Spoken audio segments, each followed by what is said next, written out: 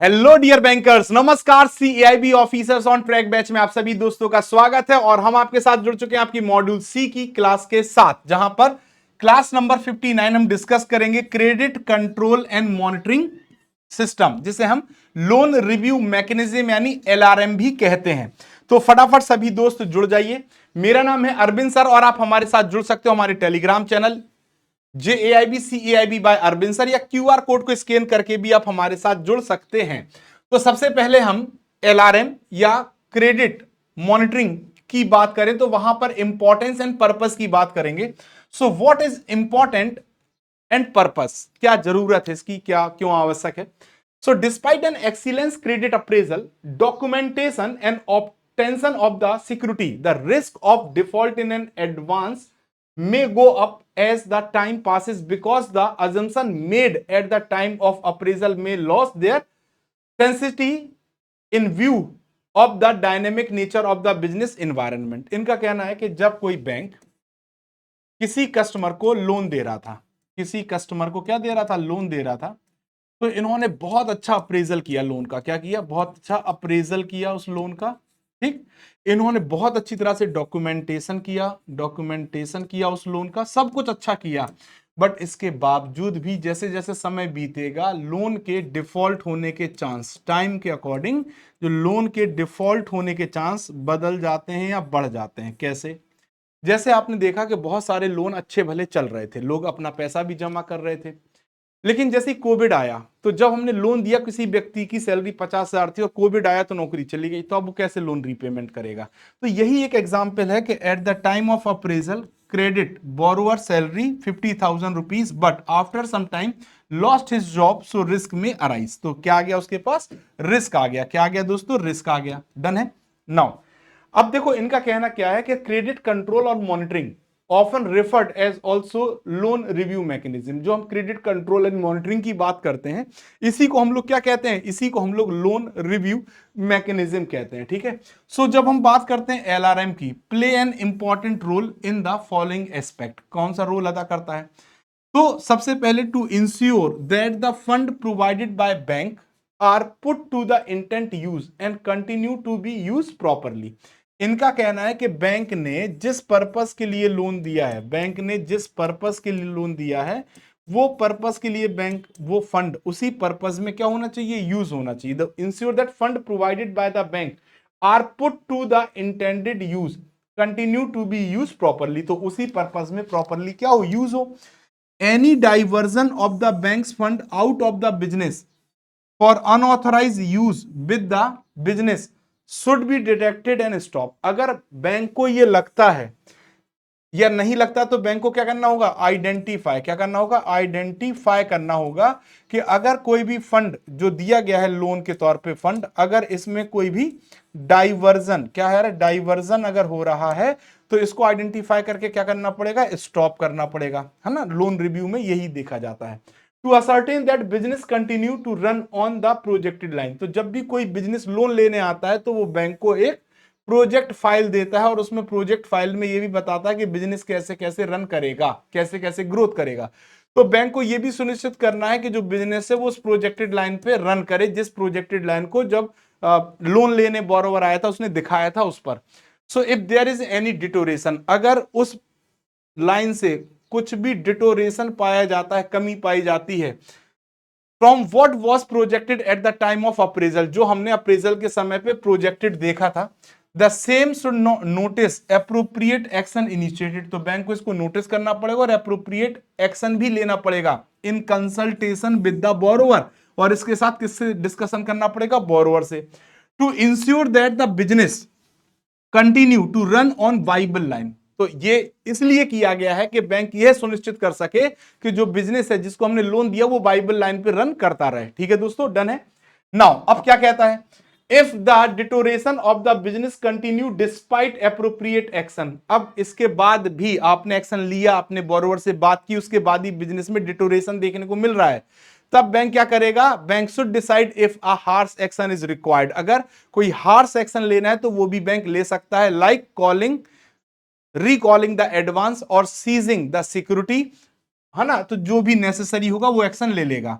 In such case, an early detection of the problem is very important, as any delay in necessary action by the bank may result in deterioration of the available security and reduce the chances and amount of recovery.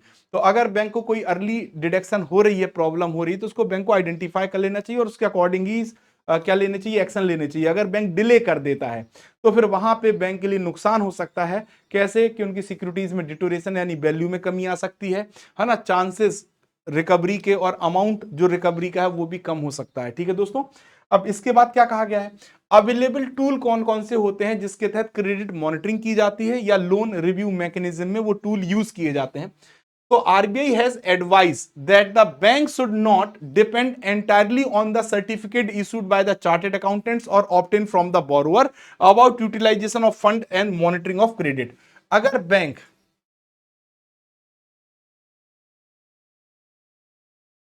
अगर bank ये देखना चाहता है कि जो fund है, fund का utilisation सही हो रहा है नहीं, यूटिलाइजेशन अगर देखना चाहता है फंड का, ठीक, या फिर बैंक ये देखना चाहता है कि जो सर्टिफिकेट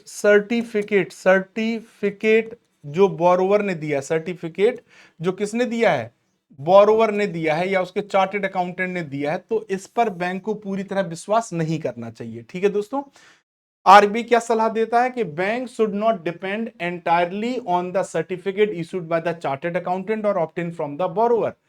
किसके रिगार्डिंग ये सर्टिफिकेट दिए गए थे, मॉनिटरिंग ऑफ क्रेडिट और यूटिलाइजेशन ऑफ फंड के रिगार्डिंग।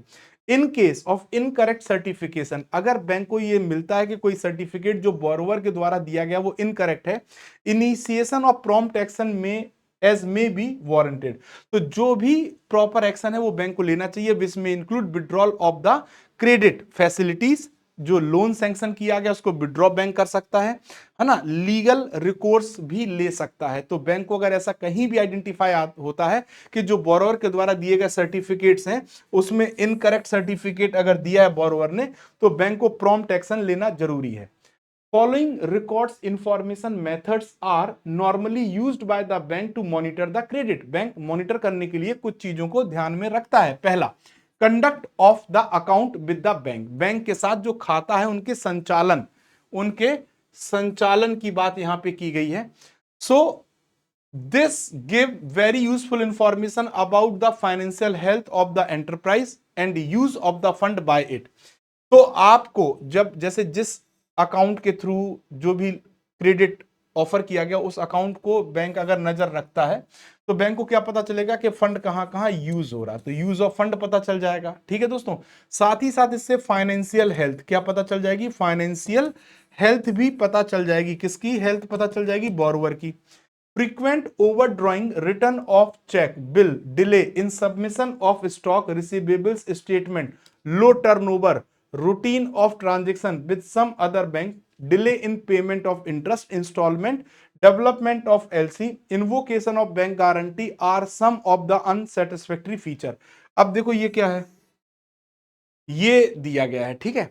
अब इनमें से ये क्वेश्चन स्टार लगा लो, पहले क्वेश्चन आता है कि इनमें से कौन से अनसेटिस्फैक्टरी फीचर्स हो सकते हैं जहां पे बैंक को अलर्ट या अलार्म जलाने की जरूरत पड़ती है। तो सबसे पहला लिखा है कि बार बार ओवरड्रॉ किया जा रहा है, जो चेक और बिल्स हैं वो रिटर्न आ रहे हैं, अगर स्टॉक और रिसीवेबल्स का जो स्टेटमेंट है उसको डिपॉजिट करने में डिले हो रहा है, अगर टर्नओवर लो हो रहा है ना, ट्रांजैक्शंस दूसरे अकाउंट से मतलब रूट हो रहे हैं, डिले किया जा रहा है पेमेंट ऑफ इंटरेस्ट और installment, development of LC, invocation of bank guarantee, ये सब सिम्टम्स अगर दिखाई दे रहे हैं तो यहां पर अलार्मिंग सिचुएशन आ गई है।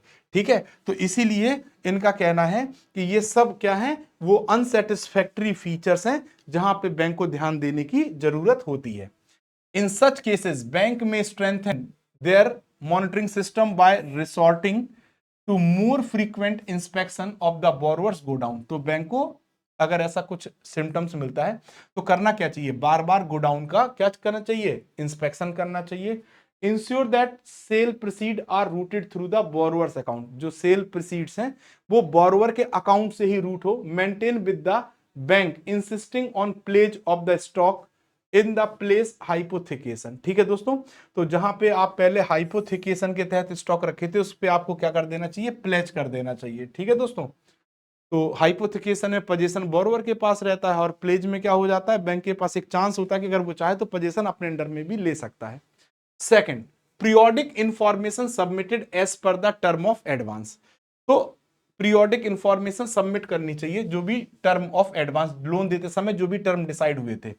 The statement of stock and receivables, stock का मतलब जो इनके पास अवेलेबल स्टॉक है, रिसीवेबल्स का मतलब जो क्रेडिट पे इन्होंने बेचा है, are to be submitted to the borrower at regular intervals. अब ये जरूरी है कि जो बोरोवर है रेगुलर इंटरवल्स में किसके साथ, बैंक के साथ सबमिट करे, और इसी के आधार पे बैंक क्या करेगा, कैलकुलेट करेगा drawing power on the basis of this, है ना, कि कितना इनको हम सीसी दे सकते हैं या कितना पैसा ये ड्रॉ कर सकते हैं। थॉरो स्क्रूटनी की जानी चाहिए, these necessary to verify their correctness, accumulation of inventory and old receivables, जो कि 6 महीने से पुराने हैं। इनका कहना है कि जो भी स्टॉक है इसकी स्क्रूटनी की जानी चाहिए क्योंकि ये नेसेसरी है वेरीफाई करने के लिए। साथ ही साथ जो ओल्ड रिसीवेबल्स यानी 6 महीने से पुराने जो रिसीवेबल्स हैं उनको भी क्या की जानी चाहिए, स्क्रूटनी की जानी चाहिए। पता चला वही बार बार दिखा रहा हूं वो। फिर तीसरा पॉइंट आता है stock receivables audit conduct by bank. अब देखो यहां पे पहले 2 पॉइंट समझो। बैंक 2 काम करने के बैंक से यहां पे कहा गया है। पहला, इंस्पेक्शन करने के लिए, क्या करने के लिए कहा गया, इंस्पेक्शन। इंस्पेक्शन हमेशा तब किया जाता है जब स्मॉल अकाउंट होता है। कैसा होता है, स्मॉल अकाउंट होता है। तो वहां स्मॉल अकाउंट का मतलब छोटे अमाउंट वाला सीसी अगर जारी किया गया है तो वहां इंस्पेक्शन से काम चल जाएगा। लेकिन अगर कोई कंपनी लार्ज कंपनी है, क्या है दोस्तों, लार्ज कंपनी है या मीडियम अकाउंट है, लार्ज या मीडियम अकाउंट अगर है, तो उस केस में इनको क्या करना चाहिए, ऑडिट करना चाहिए, क्योंकि तब स्टॉक एक जगह पे अवेलेबल नहीं रहता, मल्टीपल जगह पे स्टॉक अवेलेबल रहता है। तो पहले हमने जो बी पॉइंट पढ़ा वो किसके रिगार्डिंग पढ़ा, periodic information submitted as per the term of advance. तो यहां पे हम स्क्रूटनी कर रहे हैं या हम इंस्पेक्शन कर सकते हैं। बट जब बात आती है स्टॉक रिसीवेबल्स ऑडिट की, तो इसका मतलब क्या है, stock audit is used by the bank in case of medium and large size account. जब मीडियम और लार्ज साइज का अकाउंट होगा तो वहां पे हम स्टॉक ऑडिट करते हैं। Where verifying the stock during the normal inspection is not feasible where the stocks are located at various place. तो ऐसी कंडीशन में जहां पे मीडियम और लार्ज साइज अकाउंट है वहां पर इंस्पेक्शन फायदेमंद नहीं होगा। क्यों नहीं होगा, क्योंकि जो स्टॉक्स है वो अलग अलग जगह पे, अलग अलग लोकेशन पे क्या है, स्टोर है।